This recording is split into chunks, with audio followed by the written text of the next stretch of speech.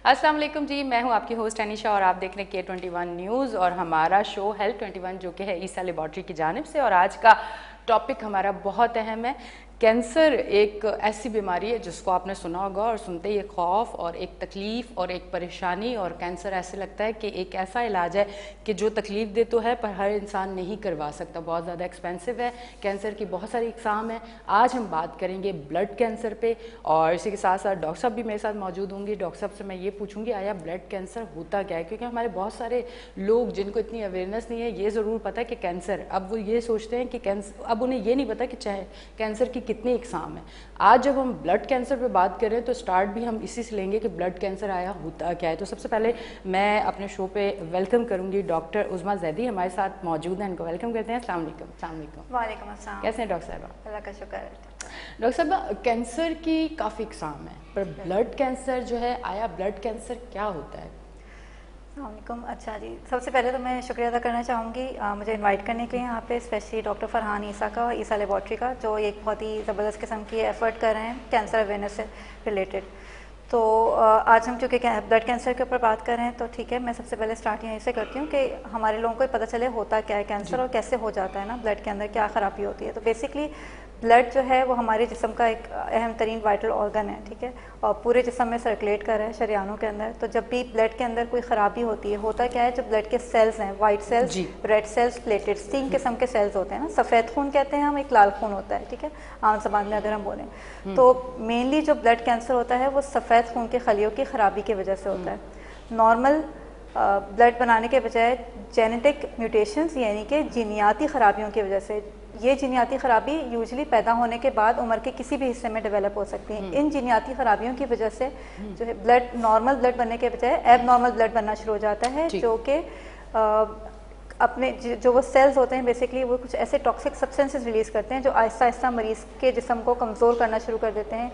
उसको इन्फेक्शंस लगने शुरू हो जाते हैं, क़ुव्वत मुताफ़ित का निज़ाम ख़राब होना शुरू हो जाता है। इस वजह से फिर वो हॉस्पिटल जाता है और फिर जब तक तशख़ीस होती है फिर आगे उसके बाद इलाज चलता है इस तरह से। अच्छा, अब ये तो हो गई। अब इस हवाले से मैंने आपसे बहुत सारे सवाल पूछे, पर स्टार्ट में यहाँ से लेती हूँ कि डायग्नोस किस तरह से होता है। अगर आपको ब्लड कैंसर है तो फिर किस तरह से पता चलता है? लेकिन जैसे अभी मैंने बताया आपको कि इसके कुछ सिम्टम्स होते हैं, ठीक है, उसमें जैसे बुखार आना, वजन का गिरना, ठीक है, मुंह में छाले आ रहे हैं, ठीक है, उल्टी मतली वाली कैफियत है। जब इस तरह की अलामतें होती हैं, बार बार बुखार आ रहा है, दवाइयों से उतर नहीं रहा, तो मरीज रिज्यू करता है। के साथ मैं इसलिए पूछ रही हूँ कि बहुत सारी बीमारियां हैं जिसमें बुखार आता है, थकावट भी होती है, वेट भी आपका जल्दी से कम होता है। तो मैं इसलिए पूछ रही हूँ कि कोई एक कुछ ऐसी चेंज हो जो पता चले कि आया आपको ये वाली बीमारी। उसमें यही है सबसे इम्पोर्टेंट जो उसका सिम्टम होता है वो ये कि बार बार बुखार का चढ़ना उतरना और दवाइयों के साथ बुखार ठीक नहीं हो रहा। अगर मुस्तकिल जैसे पैनाडोल दिया बुखार उतर गया, ठीक है, फिर दोबारा से बुखार चढ़ गया, साथ साथ कोई ब्लीडिंग के आसार नजर आ रहे हैं, नाक से मुंह से ब्लीडिंग शुरू हो जाए, मुंह में छाले आने शुरू हो जाए, जिस्म में हड्डियों में तकलीफ बहुत ज़्यादा हो, जो नॉर्मल रूटीन की दवाइयों से ठीक ना हो रहा और उसका दौरानिया बढ़ना शुरू हो जाए, 12 दिन 14 दिन महीना 2 महीने तक अगर इस तरह से सिलसिला चल रहा है, तो इसका मतलब है इस पर शुबा होना चाहिए, फ़ौरन डॉक्टर से रब्ता करना चाहिए और ब्लड टेस्ट करवाने चाहिए। जो डायग्नोसिस है बेसिकली जो ब्लड कैंसर है, क्योंकि ये ब्लड में है तो सबसे सिंपल और आसान तरीका कैंसर की डायग्नोसिस का है ब्लड फिल्म या सीबीसी का टेस्ट जिसे हम कहते हैं, जो एक सिंपल ब्लड सैंपल से हो जाता है। जब वो टेस्ट करते हैं और डॉक्टर को दिखाएं तो उसमें जो है आपको व्हाइट सेल्स के अंदर खराबी नजर आएगी, या तो व्हाइट सेल्स बहुत बड़े हुए होंगे या व्हाइट सेल्स बहुत ज़्यादा कम हो रहे होंगे। दोनों चीज़ें हो सकती हैं ब्लड कैंसर के अंदर, बढ़ने का मसला भी हो सकता है, कम होना। प्लेटलेट्स जो हैं वो बड़े हुए भी हो सकते हैं, बहुत लो भी हो सकते हैं, ठीक है। तो इस तरह से आपको शुबा होता है, फिर आप फर्दर टेस्टिंग की तरफ जाते हैं जो कैंसर के स्पेसिफिक टेस्ट होते हैं। वो कौन से टेस्ट होते हैं? उसमें सबसे पहले ब्लड कैंसर में बोन मैरो बायोप्सी, हड्डी के गूदे का टेस्ट, जो कूल्हे की हड्डी के सैंपल से किया जाता है, उसका रीढ़ की हड्डी से कोई ताल्लुक नहीं है। अच्छा। वो टेस्ट जो है उसकी बेस पे आप उसको डायग्नोस कर सकते हैं। तकलीफ दे भी होता है बहुत ज़रा सी, क्योंकि इसमें सुन करने का टीका लगाया जाता है, तो बहुत मामूली सा, हार्डली 10 मिनट लगते हैं टेस्ट करने में। इसमें कोई बड़ी बेहोशी की ज़रूरत नहीं होती। जो 12 साल से कम उम्र के बच्चे हैं सिर्फ उनको बेहोश करना पड़ता है, वो भी वक्ती बेहोशी होती है 5 मिनट वाली, कोई इंजेक्शन लगा के उनको सुला के और वो टेस्ट कर सकते हैं। और एक टेस्ट बहुत कॉमनली दस्तियाब है, ईसा लैब हो चाहे और बाकी जितनी भी अहम लेबॉर्ट्रीज़ हैं कराची पाकिस्तान में, वहाँ पर ये टेस्ट की सहूलत दस्तियाब है। सिर्फ ये कि अवेयरनेस नहीं है, क्योंकि लोगों को पता नहीं होता तो वो ये चीज़ें कर नहीं पाते हैं। और मिस भी बहुत हैं कि इस टेस्ट से मरीज़ माजूर हो जाता है या इस तरह की बातें। तो बोन मैरो बायोप्सी इसके अलावा जीनियाती टेस्ट होते हैं, क्योंकि कैंसर जो है उसका मैंने बताया जीनियात से ताल्लुक है, जीनियाती खराबियों की वजह से होता है। तो मुख्तलिफ किस्म के कैंसर में मुख्तलिफ जीनियाती टेस्ट करने पड़ते हैं, वो एक सीरीज ऑफ टेस्ट होता है। और दूसरी चीज़ है इमेजिंग भी हम कर सकते हैं, इसमें अल्ट्रासाउंड करके आप देख सकते हैं तिल्ली का बड़ा होना, जिगर का बड़ा होना, वो आपको अल्ट्रासाउंड से पता चल जाएगा, उसमें भी आपको शुबा हो जाता है कि कैंसर की तरफ जा रहा है। उसके अलावा सीटी स्कैन या एक्सरे भी कर सकते हैं। तो कैंसर की तशखीस के जो है वो मराहल इसी तरह से होते हैं, पहले ब्लड टेस्ट करते हैं, फिर बोन मैरो, फिर फर्दर जीनियाती टेस्ट करते हैं, फिर आप आगे क्योंकि ब्लड कैंसर भी जैसे आप जिक्र करी थी ना, कैंसर की बहुत सारी एग्जाम है, तो ब्लड कैंसर की भी बहुत सारी 100 से ज़्यादा एग्जाम है। तो उनकी जो फर्दर टेस्टिंग है उनको मालूम करना कि एग्जैक्टली कौन सा ब्लड कैंसर है, क्योंकि इतनी एडवांसमेंट हो चुकी है अब माशाल्लाह से कि हर किस्म के कैंसर की डिफरेंट ट्रीटमेंट्स और डिफरेंट ड्रग्स अवेलेबल हैं। तो वो पाकिस्तान में भी अवेलेबल है? पाकिस्तान में बहुत एडवांसमेंट हुई, बहुत सारी ड्रग्स अवेलेबल हैं और अल्हम्दुलिल्लाह इस वक्त पाकिस्तान में तकरीबन जितने बड़े सेंटर्स हैं, हॉस्पिटल्स हैं, टर्शियरी के हॉस्पिटल्स, वहाँ पर कैंसर की ट्रीटमेंट हो रही है। जो क्यूरेटिव ट्रिटमेंट है जिसको हम बोन मैरो ट्रांसप्लांट कहते हैं, जिससे कैंसर को मुकम्मल तौर पर जड़ से ख़त्म किया जा सकता है, वो जो है लिमिटेड सेंटर्स में हो रही है, लेकिन हो रही है अल्हम्दुलिल्लाह। जिस सेंटर में मैं हूँ यहाँ पे भी हम लोग कैंसर के लिए ट्रांसप्लांट करते हैं, और कराची में और भी 2 बड़े अस्पताल हैं जहाँ कैंसर का इलाज, मुकम्मल इलाज, जिसमें कीमोथेरेपी और ट्रांसप्लांट दोनों दस्तियाब तो है। एक्सपेंसिव होगा काफ़ी वो तो? हाँ एक्सपेंसिव है, लेकिन उसको अफोर्डेबल बनाने के लिए, आम लोगों के लिए अफोर्डेबल बनाने के लिए गवर्नमेंट का भी कुछ रोल है इसके अंदर, कुछ NGOs और फिलैंथ्रोपिस्ट होते हैं जो सपोर्ट करते हैं। तो मैं इस प्रोग्राम के थ्रू बेसिकली यही मैसेज कन्वे करना चाहती हूँ कि घबराए नहीं, अगर ये चीज़ हो गई है तो उसका हल निकाला जा सकता है, लेकिन उसके लिए ज़रूरी है आप सही जगह पर पहुँचे, सही इदारे से रब्ता करें, जहाँ पर ये काम हो रहा है वो आपको सपोर्ट करेंगे, फैसिलिटेट करेंगे इलाज के लिए। ठीक है जी। अच्छा मुझे बताएं, अगर फैमिली में कैंसर है, आपके फैमिली में किसी को, तो उससे भी हो सकता है? क्योंकि अमूमन हम इन चीज़ों को वो करते हैं कि फैमिली से अगर आपको डायबिटीज़ है तो यकीनन फिर आगे भी होगी, नस्ल जो बढ़ती जाएगी, तो इस तरह कैंसर के लिए भी? जो ब्लड कैंसर होते हैं ना वो बहुत रेयरली जो है, यानी कि बहुत ही, यानी कि मैं ये कहूँगी कि लाख में से कोई एक पेशेंट ऐसा हो सकता है जिसको कोई मौरूसी तौर पे कैंसर की जीन्स लेके, ब्लड कैंसर की जीन्स लेके, और जिस तरह CA ब्रेस्ट होता है, ब्रेस्ट कैंसर में तो फैमिलीज में रन करता है ना इसकी जीन्स ब्रेस्ट कैंसर की, लेकिन जो ब्लड कैंसर की जीन्स है वो यूजुअली फैमिली में रन नहीं करती। अच्छा। तो ऐसा नहीं है कि अगर बाप को हुआ है तो उसके बेटे को होने का खदशा है। अच्छा। बहुत रेयरली ऐसा है, लेकिन यूजुअली ये खुद साख्ता होता है, किसी को भी किसी भी उम्र में हो सकता है, उसका फैमिली से इतना ज़्यादा रिलेशन नहीं है। अच्छा, तो क्या ब्लड में कोई ऐसी चेंजेस या हमारा कोई लाइफ स्टाइल या कोई ऐसी चीज़ें जिसकी वजह से ब्लड कैंसर होता है, कोई वजूहात होती हैं? क्योंकि हम किसी भी बीमारी को कहते हैं, अब अगर मैं फॉर एग्जांपल अगर मैं क्योंकि हमारे पाकिस्तान में डायबिटीज़ बहुत ज़्यादा है, आपको पता है, हम अगर उसकी बात करें तो कहते हैं कि आपका लाइफ स्टाइल अच्छा ना हो, हेल्दी ना हो, आपकी एक्टिविटीज़ ऐसी हों कि सारा दिन आप जहाँ बैठे हैं वहीं बैठे हैं, खाने पीने का आपका कोई टाइम नहीं है, फिर उसके अलावा आप टेंशन डिप्रेशन बहुत ज़्यादा आपको, तो फिर आप डायबिटीज़ की तरफ बढ़ने के चांसेस ज़्यादा हो जाते हैं। तो मैं इसी हवाले से पूछ रही हूँ कि क्या ब्लड कैंसर के लिए भी कोई ऐसी चीज़ें हैं जो हम लोग खुद ऐसी चीज़ें करके इस बीमारी को खुद वेलकम करने के लिए फिर खड़े हो जाते हैं? ये पूछना इसलिए ज़रूरी है कि हो सकता है कहीं ना कहीं हम लोग कोई ऐसी चीज़ कर रहे हो जिसकी वजह से ये होता हो। नहीं, यूजली जो रिस्क फैक्टर्स है जिनकी वजह से ब्लड कैंसर होता है उनका ताल्लुक एनवायरमेंटल फैक्टर से बहुत कम है। अच्छा। कुछ कैंसर्स हैं ऐसे ब्लड के जो होते हैं हमारे एक्सपोजर से, रेडिएशन के एक्सपोजर से, ठीक है, या जो हमारे पेस्टिसाइड्स और बेंजीडीन्स जो हमारे खेतों खलियानों में, रूरल एरियाज में जो इस्तेमाल होते हैं, उनके एक्सपोजर से बोन मैरो फेल होना या ब्लड कैंसर होने का रिस्क होता है। और पाकिस्तान में जो हमारी स्टैटिस्टिक्स हैं वो भी ये बताती हैं कि ऐसा है, लेकिन ये मेन कल्प्रिट नहीं होता। बेसिकली जो आपकी जीन्स होती हैं ब्लड बनाने वाली, उनके अंदर खुद साख्ता म्यूटेशंस होती हैं जो कैंसर को जन्म देती हैं। तो एनवायरमेंटल या लाइफस्टाइल का बहुत ज़्यादा रोल तो नहीं है, लेकिन हाँ, हम अगर अपनी हाइजीन का ख्याल रखें, हम अपनी जो पानी हम पीते हैं उसकी सफाई का ख्याल रखें, तो हम इससे कुछ हद तक बच सकते हैं। ठीक। अच्छा मुझे बताएं, पाकिस्तान में कैंसर कितना है?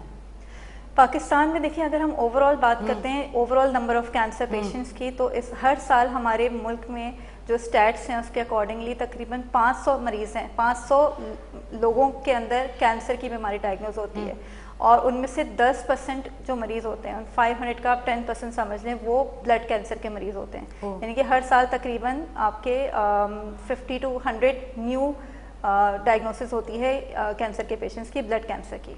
और उनमें मेजॉरिटी जो होते हैं ये बीमारी मेनली बच्चों के अंदर ज़्यादा आती है। बच्चों के अंदर जो ब्लड कैंसर है वो ज़्यादा कॉमन है एज कम्पेयर टू अडल्ट। अच्छा, तो ट्रीटमेंट भी फिर क्या चेंज होता है बच्चों का? और हाँ, ऑफ कोर्स ट्रीटमेंट में फ़र्क होता है। बच्चों की दवाइयों की साख डिफरेंट होती है, अडल्ट की डिफरेंट होती है, उनका दौरानिया भी डिफरेंट होता है ट्रीटमेंट का। लेकिन बच्चों की भी ट्रीटमेंट अवेलेबल है। बच्चों में बल्कि जो है कुछ टाइप्स हैं जिनको कहा जाता है कि उनकी अच्छी प्रोग्नोसिस, यानी कि अगर उनको ट्रीट करें तो बच्चों के ठीक होने के, ज़्यादा लंबा अरसा ठीक ज़िंदगी गुजारने के चांसेस ज़्यादा होते हैं। अडल्ट के अंदर ये उल्टा होता है मामला। अडल्ट के अंदर जो है प्रोग्नोसिस पुअर होती है, यानी कि कैंसर की शिद्दत बहुत ज़्यादा होती है। अडल्ट के अंदर जो कैंसर्स होते हैं उनको बहुत ज़्यादा शिद्दत पसंद होते हैं, तो इलाज के बावजूद उनके ठीक होने का इम्कान 50% से ज़्यादा नहीं होता। अगर उनको अपॉर्चुनिटी मिल जाए बोन मैरो ट्रांसप्लांट की तरफ, जो कि हतमी इलाज है कैंसर का, अगर वो अपॉर्चुनिटी मिल जाती है तो उससे उनके ठीक होने के और ज़िंदा रहने के इम्कान ज़्यादा अच्छे होते हैं। लेकिन बच्चों में आमतौर पे कैंसर ज़्यादा बेहतर प्रोग्नोसिस होती है। लाइफ का दौरानिया जो इनका ज़्यादा बेहतर हो सकता है कीमोथेरेपी से और बोन मैरो ट्रांसप्लांट से। ये ट्रीटमेंट क्या चलते रहते हैं या फिर एक टाइम पे जब आप बेहतर हो जाते हैं? बहुत सारी टाइप्स है ना कैंसर की। और ट्रीटमेंट किस तरह के होते हैं, थोड़ा सा अगर वो डिटेल में बताना। जी, ट्रीटमेंट मेनली अब तो बहुत सारे तरीके आ गए हैं। पहले तो सिर्फ एक कीमोथेरेपी हुआ करती थी जो इंजेक्शन के जरिए दी जाती थी, जो कि बहुत टॉक्सिक होती थी, जिसके बारे में आम तासुर यही है कि बाल गिर जाते हैं और शक्ल बिगड़ जाती है और ये सारे मसले होते हैं, खाना पीना छूट जाता है। तो कीमोथेरेपी के ऑफ कोर्स ये सारे इफेक्ट्स हैं, लेकिन अब जो नई मेडिसिन आ रही हैं बहुत लेस टॉक्सिक होती हैं, उनके साइड इफेक्ट्स कम होते हैं। कीमोथेरेपी के साथ साथ अब हमारे पास टारगेटेड थेरेपीज़ आ गई हैं, यानी कि ऐसी दवाइयाँ जो स्पेसिफिकली बोन मैरो के अंदर जाके जड़ों में उन्हीं सिर्फ और सिर्फ कैंसर के खलियों को ही टारगेट करती हैं, तो उसके साइड इफ़ेक्ट्स बहुत कम होते हैं और उनके रिजल्ट्स बहुत अच्छे हैं। उनके कैंसर को किल करने की सलाहियतें कई गुना ज़्यादा हैं पुरानी दवाइयों के मुकाबले में। तो कीमोथेरेपी है, इम्यूनोथेरेपी है, टारगेटेड थेरेपीज़ हैं और बोन मैरो ट्रांसप्लांट है। इस वक्त जो दुनिया भर में स्टैंडर्ड तरीका इलाज है वो ये होता है, कीमो से स्टार्ट करते हैं, साथ में आप टारगेटेड थेरेपी को ऐड करते हैं। अगर कोई ऐसा आपको जेनेटिक म्यूटेशन पता चल जाए कि स्पेसिफिकली इसी की वजह से ये कैंसर हुआ है, उसके अगेंस्ट अगर कोई दवाई मौजूद है तो वो जो है वो बहुत बेहतरीन साबित होता है मरीज़ के लिए। तो ये तरीका होता है। और इसमें ये कि क्योंकि मुख्तलिफ टाइप्स हैं, तो कुछ टाइप्स ऐसी होती है जिनका इलाज 3 साल तक चलता है। 3 साल तक आपको डिफरेंट टाइम्स पे अपनी कीमोथेरेपी के साइकिल्स करवाने होते हैं। कुछ कैंसर ऐसे होते हैं जो आपके 6 महीने का इलाज होता है। इस तरह से डिफरेंट, इस तरह से वेरी करता है। तो ये जो ब्लड कैंसर होता है इसमें ब्लड भी लगता है? हाँ, ऑफ कोर्स, क्योंकि जब आप दर्ज करते हैं सबसे पहले तो बीमारी इटसेल्फ जो कैंसर है, क्योंकि उसने आपके बोन मैरो को इन्वॉल्व कर लिया होता है, नॉर्मल खून बनाने की सलाहियत जिस्म से खत्म हो जाती है। ब्लड कैंसर में नॉर्मल खून बनाने की सलाहियत खत्म हो जाती है, कम हो जाती है? बिल्कुल खत्म होती है। जब तक आप इलाज नहीं करते हो वो वापस रिस्टोर नहीं होती है, उसको नॉर्मल ब्लड नहीं बन रहा होता। तो जब तक आप इलाज नहीं शुरू करते उस वक्त बार बार मरीज को ब्लड चढ़ाना पड़ता है उसका ब्लड लेवल नॉर्मल रखने के लिए। और फिर जब आप उसका इलाज शुरू करते हैं ब्लड कैंसर का, तो उस वक्त भी क्योंकि आप टॉक्सिक दवाइयाँ दे रहे होते हैं तो बोन मैरो के ऊपर दबाव होता है, इस वजह से दौरान इलाज भी मरीज को बार बार सफ़ेद खून और लाल खून चढ़ाना पड़ता है। आहिस्ता आहिस्ता जब उसके जिस्म से कैंसर के खलिए साफ होना शुरू हो जाते हैं, दवाइयों का असर आना शुरू हो जाता है, तो उसके ब्लड लेवल्स नॉर्मल हो जाते हैं और फिर उसको ब्लड की ज़रूरत नहीं पड़ती। शुरू के महीनों में ब्लड की ज़रूरत होती है, बाद में फिर स्टेबल काउंट्स होते हैं, फिर ज़रूरत नहीं होती। तो कितने कितने दिनों के बाद ब्लड लगता है? कोई फिक्स रिजीम नहीं है दवाइयों के। हाँ, दवाइयों के हिसाब से ये चीज़ वेरी करती है। हफ्ते में एक दफ़ा भी लग सकता है, 15 दिन में एक दफ़े भी लग सकता है, इससे ज़्यादा भी लग सकता है। वो इलाज के साथ साथ हर मरीज़ का बॉडी के हिसाब से उसके हीमोग्लोबिन किस तरह से बिहेव कर रहा है मरीज़, उस पर डिपेंड करता है। मतलब ब्लड कैंसर एक ऐसा कैंसर है कि अगर आप उसका मुकम्मल इलाज करें तो आप अच्छी एक हेल्दी लाइफ स्टाइल फिर आप जी सकते हैं? बिल्कुल, ऐसा इलाज अगर आप क्योरेटिव ट्रीटमेंट करवाते हैं। क्योरेटिव ट्रीटमेंट का मतलब कैंसर को जड़ से ख़त्म करने वाला इलाज करा रहे हैं, जिसमें पहला स्टेप कीमोथेरेपी है और दूसरा स्टेप कीमो के साथ अगर टारगेट थेरेपी है वो, और फिर बोन मैरो ट्रांसप्लांट। अगर सिर्फ कीमोथेरेपी देते हैं, आगे नहीं बढ़ते, अगले मरहले की तरफ नहीं बढ़ते, जैसा कि ज़्यादातर केसेस में होता है, क्योंकि ट्रांसप्लांट बहुत महंगा और पेचीदा इलाज है, उसके अपने फ़ायदे और नुकसान हैं, रिस्क और बेनिफिट्स हैं। तो क्योंकि वो हर मरीज़ को यहाँ पे ये सहूलत दस्तियाब नहीं है, तो कीमोथेरेपी के बाद अगर हम इलाज को वहीं रोक देते हैं तो तकरीबन 50% लोगों में बीमारी के पलटने के इम्कानात होते हैं। अच्छा। वो बीमारी एक दफ़ा ठीक होती है लेकिन साल 2 साल में वो वापस पलट सकती है। ये मसला है कैंसर, ब्लड कैंसर में सबसे बड़ा इशू यही होता है। ये जो फ़र्क है ब्लड कैंसर में या किसी सॉलिड ट्यूमर में या सॉलिड कैंसर में, वो ये कि इसके पलटने के इम्कानात ज़्यादा होते हैं, इसलिए इसको एंड तक लेके जाएँ, मुकम्मल इलाज करें जिसमें बोन मैरो ट्रांसप्लांट शामिल है, तो फिर मरीज़ की सर्वाइवल को आप नॉर्मल बना सकते हैं। मेरे खुद के अपने पेशेंट्स भी और बहुत से मैं पेशेंट्स को जानती हूँ जिनको 10 साल 15 साल हो चुके हैं इलाज कराए हुए और वो माशाल्लाह अब नॉर्मल लाइफ गुजार रहे हैं। उनके अंदर डिजीज़ पलटने के इम्कान ख़त्म हो गए तकरीबन, क्योंकि उनका ट्रांसप्लांट हुआ था, बिल्कुल सक्सेसफुल हुआ था। तो बोन मैरो ट्रांसप्लांट किस तरह से होता है, वो क्या ट्रीटमेंट होता है? बोन मैरो ट्रांसप्लांट जो है वो भी एक वो बोन मैरो की समझे इसको अगर हम आम जबान में कहें हड्डी के गूदे की तब्दीली वाला इलाज है। इसमें बोन मैरो आपको रिप्लेस करना पड़ता है। बीमार या डिजीज जो बोन मैरो है उसको आप एक हेल्दी बोन मैरो से रिप्लेस करते हैं। वो जो हेल्दी बोन मैरो है वो मरीज के अपने सगे बहन भाई या उसके माँ बाप, मैं आपसे पूछना चाह रही थी कि किस तरह से, ताकि उसके वो देखने वालों को सगे बहन भाई से करते हैं क्योंकि उनके चांसेस सबसे ज्यादा होते हैं टिश्यू मैचिंग जो होती है ना बेसिकली। जिस तरह किसी को ब्लड चढ़ाने के लिए आपको उसका ग्रुप मैच करना होता है, इसी तरह बोन मैरो ट्रांसफ्यूज करना है किसी दूसरे बंदे का, तो उसके लिए उसका HLA मैच होना बहुत जरूरी है। टिश्यू होता है, टिश्यू मैचिंग का टेस्ट कराता है, ब्लड के सैंपल से होता है। तो जो टिश्यू मैचिंग के 100% मैच होने के जो इम्कान हैं वो सबसे ज्यादा सगे बहन भाइयों के साथ होते हैं, और जो माँ बाप होते हैं या औलाद होती है मरीज की उसके साथ 50% चांसेस होते हैं यूजुअली कि वो टिश्यू मैच होगा। तो आप 50% से भी कर सकते हैं, ये सहूलत भी है पाकिस्तान में, और 100% मैच अगर आपको डोनर मिल जाए तो बहुत ही अच्छा होता है। पेचीदगियाँ कम से कम होती हैं। तो उसमें ये होता है खास किस्म की कीमोथेरेपी होती है जो मरीज को पहले दी जाती है ताकि उसका हड्डियाँ गूदा बिल्कुल साफ हो जाए, और उसके बाद फिर उसके डोनर से सेल्स निकाल के वो आप इंजेक्शन के जरिए भी निकाल सकते हैं और बोन मैरो से डायरेक्ट भी निकाल सकते हैं, दोनों तरीके होते हैं। उससे निकाल के और मरीज के अंदर आप इन्फ्यूज़ करते हैं, और उस दौरान ये तकरीबन समझिए ये एक दिन का प्रोसेस नहीं होता।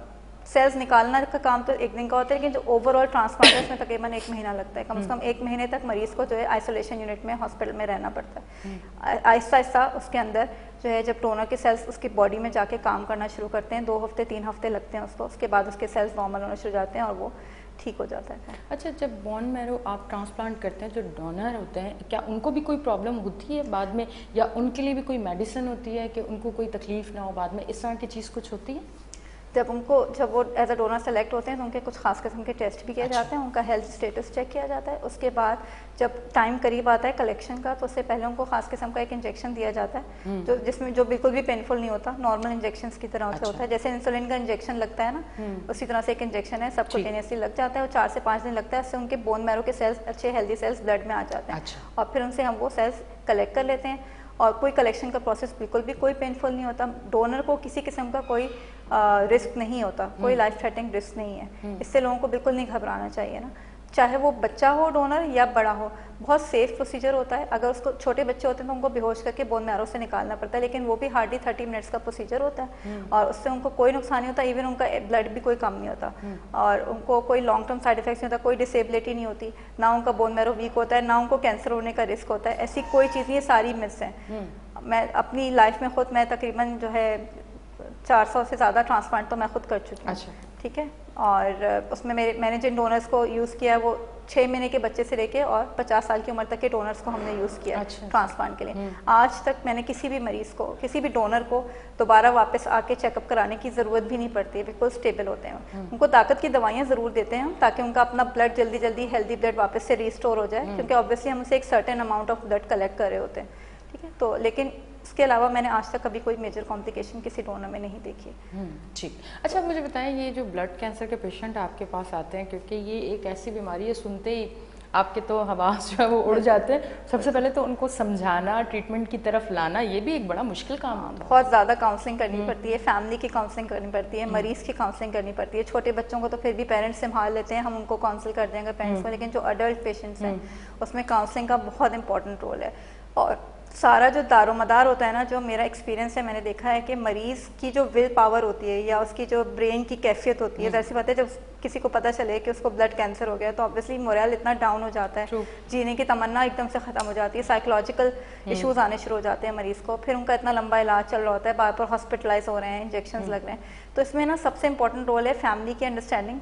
घर वाले जितने समझदार और कोऑपरेटिव होते हैं उतना ही, और ये उनका भी रोल उतना ही है जितना एक ट्रीटिंग फिजिशियन का है। डॉक्टर का तो हमेशा ही होता है, जब भी हम अपने मरीज से मिलते हैं उसका हौसला बढ़ाते हैं, उसको मतलब उसको तसल्ली देते हैं, कुछ नहीं होगा, कोई ऐसा मसला नहीं है। और जितना मैंने देखा है कि काउंसलिंग अच्छी होती है उतना मरीज़ की विल पावर स्ट्रांग होती है, और वो इतना अच्छे से अपना कीमोथेरेपी का सारा फेज़ निकालता है। तो घर वालों का सपोर्टिव होना, पॉजिटिव होना, इसमें अंदर जो सबसे बड़ी चीज़ है ना कि एक पॉजिटिव होप रखना कि नहीं मैं ठीक हो जाऊंगा या नहीं तुम ठीक हो जाओगे, ये बहुत मैटर करती है। This is very important. तो मरीज़ की मतलब, और ये 1 दिन या 2 दिन की काउंसलिंग नहीं है, in every meeting, her meeting में, हर साइकिल से पहले आपको काउंसलिंग करनी होती है, करनी चाहिए।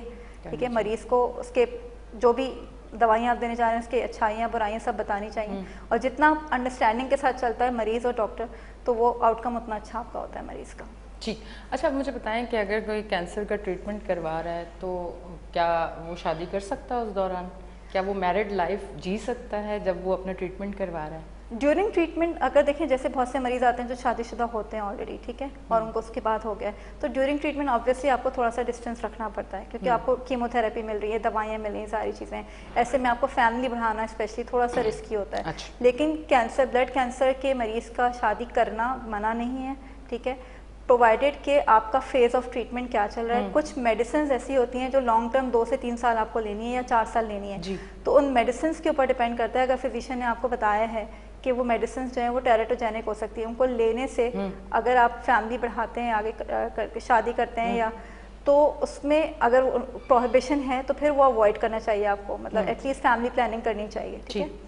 लेकिन ऐसा नहीं है कि हस्बैंड और वाइफ के रिलेशन में कोई मसला आएगा मेडिसिन या ट्रीटमेंट से, वो कोई इशू नहीं है। ये कोई ऐसी चीज़ नहीं है जो ट्रांसमिट होती है, ये कोई ऐसी डिजीज नहीं है। Thank you very much doctor साहिबा।